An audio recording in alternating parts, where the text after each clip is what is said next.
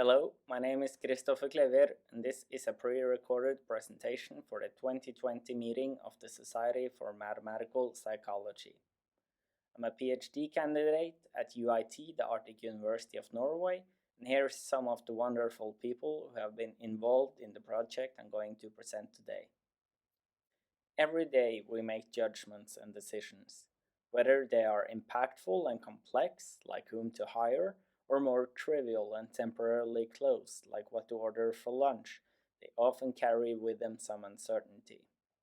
One way of dividing these decisions is into risk and ambiguity.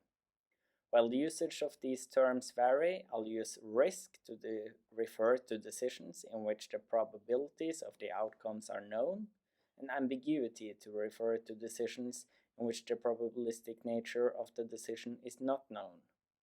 For instance, going to the restaurant you always go to for lunch and buying what you always buy might be considered a risk decision. You know there's a 10% chance that the food will be cold, but other than that, all is known about your order. An ambiguous decision could be whom to hire. If you have no or very little information about the different candidates, you don't know what risk is associated with each of them. What is common for most of our judgments and decisions, however, is our frequent attempts to improve our decision making. While risk often cannot be eliminated, ambiguity can often be reduced. So, how do our ambiguity and risk attitudes influence our actual information sampling behavior? What is the role of one's risk and ambiguity tolerance on one's degree of information sampling before making a decision? To examine this, we used one task made to measure risk and ambiguity attitudes and two different information sampling tasks. First, we'll look at the tasks individually, and then we'll look at what we found. In the ambiguity and risk task, participants are presented with urns filled with poker chips and are in each trial asked to select between a fixed lottery, an urn with 50% chance of winning 5 Norwegian kroners, or, depending on the trial type, either a variable risk lottery or a variable ambiguity lottery.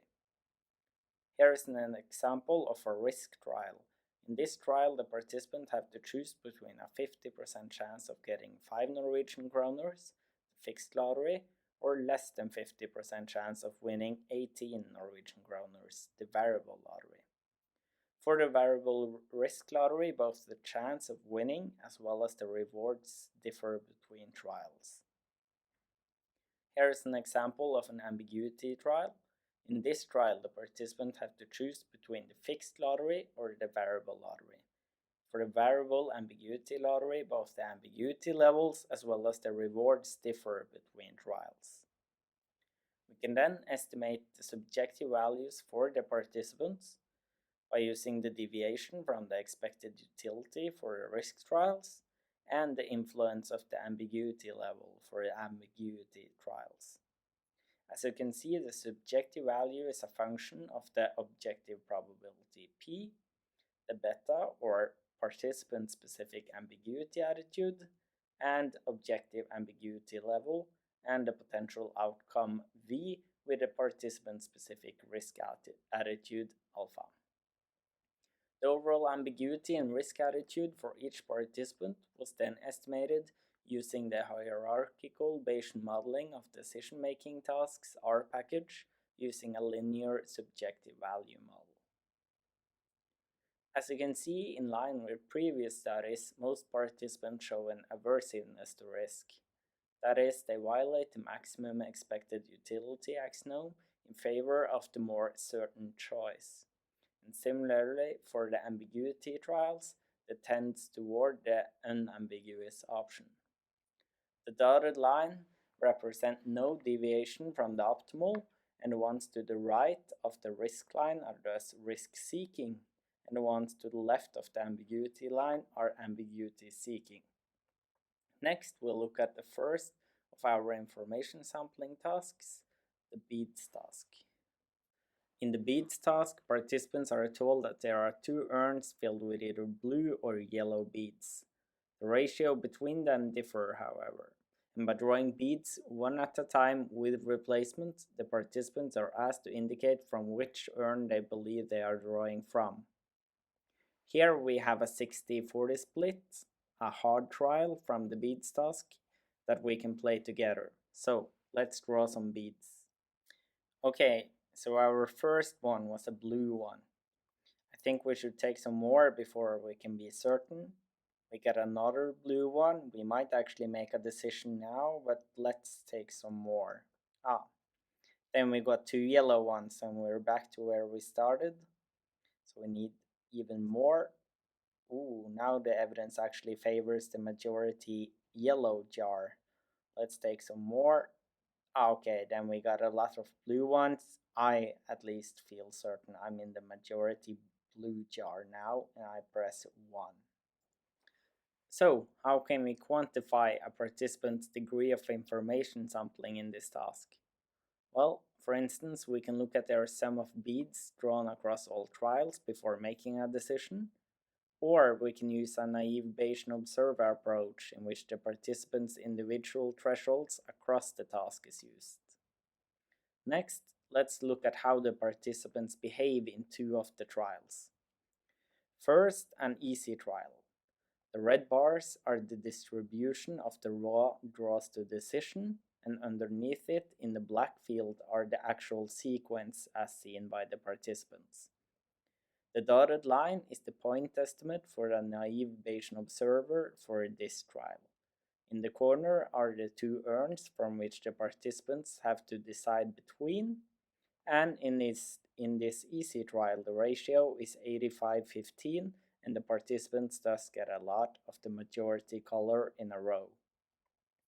As can be seen at the dotted line, the evidence for being in the yellow urn quickly reaches near certainty, and most participants make a choice rather quick. Actually, 33 of the participants made this decision after the very first bead. Next up is a hard trial with a 60-40 split and thus a more complex drawing pattern. Participants should sample a lot more information before reaching a decision in this trial, which they do. However, some do make a decision rather fast and others somewhat late.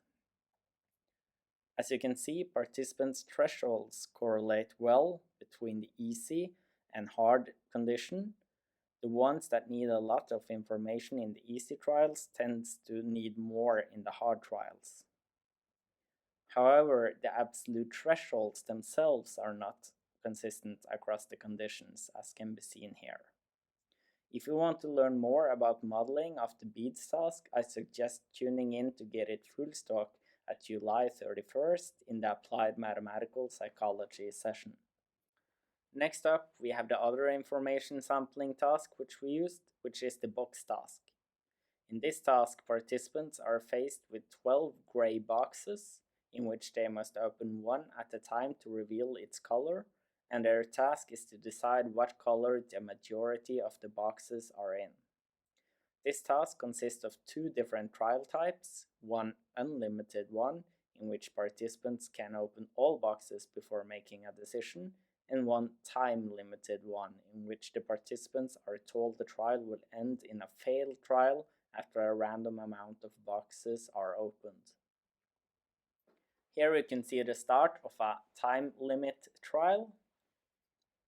In the beginning, our participant clicks to reveal the color of a box and are then asked, in your opinion, what is the most common color, blue or red? After answering this, they are asked if they want to make a decision or keep sampling boxes. Our participant reveals another box and are then asked the same question again. This process repeats until the participant makes a decision. Once the participant makes a decision, the trial ends and we move on to the next trial. In the same fashion as in the beads task, we can quantify the participant's degree of information sampling in various ways, like how many boxes they opened, or the ideal observer for once they made their decision. However, in the box task, participants are also asked about their subjective probability estimates for the majority color box, so we can also take these values as their threshold before making a choice. In this no-limit trial, a participant can open all boxes. However, here they can make a certain choice after opening 7 boxes, as can be seen by the dotted line. In this time limit trial, the participants can make a certain decision after opening all 9 boxes that are allowed in this trial. However, they are not told about how many boxes they can open before the trial is timed out, so nearly no one does. Similarly to the beads task, the conditions correlate rather well. However, perhaps more surprisingly, the subjective probability estimates does not correlate well with the actual thresholds. There is no relationship in the limited trials, and the relationship in the unlimited trials is driven by the participants that actually opened all boxes and thus could be completely certain and reported that they were. So, how did we expect the relationship between the risk and ambiguity attitude to the information sampling to be? For the beads task, they are drawing with replacement. The ratio of colors in the urns are known in advance, and the participants are told that there are an equal chance of being in both of the urns. Sampling more information in this task simply reduces the risk of being wrong. We therefore hypothesize that this should primarily go together with the risk attitude. For the unlimited box trials, however, there are no replacement and the ratio is unknown. As the participants could open all boxes and be completely sure, we hypothesize that this task should primarily go together with the ambiguity attitude. In the time limit trials for the box task, however, while the setup is equal to that above, the participants could now lose by oversampling before making a decision. So while this should also primarily go together with participants' aversiveness to ambiguity, risk aversion should also have a larger influence here. So, how does it look? Well, neither the risk nor ambiguity attitude have any meaningful relationship with the beads task. Same goes for the box task. Perhaps most surprisingly of all is that the ambiguity attitude have no relationship with the box trials in which the participants could have opened all the boxes and completely resolved the ambiguity, as seen in the red circle. And overall, there's not really anything going on between our information sampling tasks and our estimate of participants' risk and ambiguity aversion. So we have looked at different ways of examining and quantifying information sampling, and we have looked at the relationship between risk and ambiguity attitude and information sampling. So why didn't we find anything, which is highly interesting, especially for the ambiguity attitude? Why is this and what could be done in the future? Well, we suspect that it might be due to our risk and ambiguity attitude measurement, in which participants show ambiguity aversion by shying away from the ambiguous option. In short, their ambiguity avoidance is what we measure, while in the information sampling tasks, participants have to resolve the ambiguity to reduce it by sampling information, and it might be the case that these are two different facets of ambiguity aversion. Or to use the examples from the beginning, perhaps what we measure in the risk and ambiguity task is your tendency to shy away from ambiguity by choosing the meal you always do in the restaurant or by making someone else take care of the hiring process, while what we measure in the information sampling tasks is how much you work to resolve said ambiguity, like asking your waiter or friends about the new and exciting meal option or gathering more information on the possible candidates to hire. We also have other exploratory analysis in the works. However, these would then naturally require additional data collection as well. And we are currently piloting a self-made novel information sampling tasks, which we have great hopes for. However, I would also like to hear your input. So feel free to drop a question or contact me directly if you have some interesting ideas or feedback. Thank you all for listening.